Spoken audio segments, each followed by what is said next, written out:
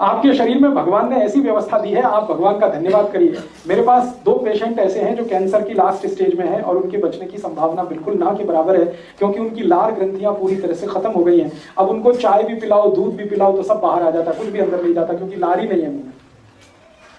हैं दोनों करोड़पति, तो मुझसे कहते हैं कुछ बता दो कुछ बता दो। तो मैंने कहा अच्छा ऐसा करो, ज्यादा पैसा है आपके पास तो अमेरिका से इंपोर्ट करो, लार का सैशे आता है, अमेरिका में मिलता है।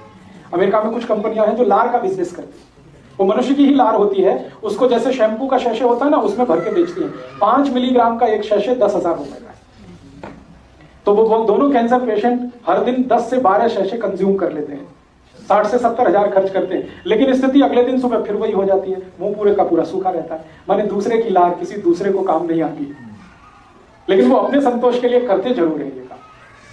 तो भगवान ने आपको ये व्यवस्था दी है, इसको खराब मत करना। अब ये व्यवस्था खराब कहाँ होती है और कैसे होती है वो जरूर, लार बनना सबसे ज्यादा कम होता है तब जब आप कोई ऐसी वस्तु का उपयोग करें अपने मुंह में जो एंटी एल्कलाइन है।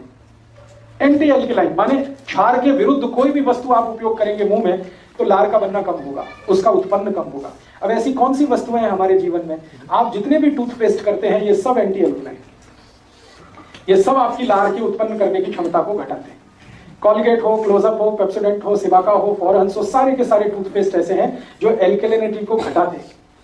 इसलिए मेरी आपको रिक्वेस्ट है कि पेस्ट मत करिए, क्योंकि आपकी लार बनना कम हो जाएगी पेस्ट करने से। और पेस्ट में ऐसा क्या है जो लार को घटाता है, पेस्ट में एक केमिकल मिलाया जाता है, उसका नाम है सोडियम लॉरेल सल्फेट। ये सोडियम लॉरेल सल्फेट को जहर माना जाता है दुनिया में। ये थोड़ी भी मात्रा में जीभ पर आप डाल दें तो लार ग्रंथियों को सुखा देता है पूरी तरह से। लार को बढ़ाने वाली चीजों से दांत साफ करिए, ना कि घटाने वाली चीजों से। तो आप बोलेंगे कौन सी चीजें हैं जो लार को बढ़ाती है? नीम का दातुन सबसे ज्यादा लार बढ़ाता है, करके देख लीजिए। नीम के दातुन को जैसे ही आप दांत के बीच में फंसाएंगे तुरंत लार बनना शुरू हो जाएगी। नॉर्मल जितनी बनती है उससे 3 गुना ज्यादा बनेगी, करके देखिए। और जैसे जैसे आप उसको चबाते जाएंगे लार का प्रोडक्शन बढ़ता ही जाएगा, बढ़ता ही जाएगा, बढ़ता ही जाएगा। इसलिए बेस्ट क्वालिटी है नीम का दातुन। फिर आप बोलेंगे नीम का दातुन चबाते समय लार को क्या करना? पीते रहिए उसको, थूकिए मत। आपको इतनी क्वालिटी है उसमें, एक तो नीम का रस आ गया, ऊपर से लार भी है, दोनों बेस्ट एल्कलाइन प्रोडक्ट है। नीम के दातुन को चबाते हुए जो लार को पी सकते हैं, मैं उनको स्टाम्प पेपर पर लिख के दे सकता हूं जिंदगी में डायबिटीज कभी हो नहीं सकती,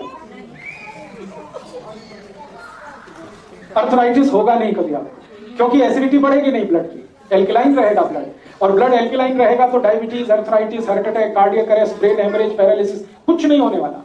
इसलिए नीम को भारत में दातुन के लिए सबसे अच्छा माना है।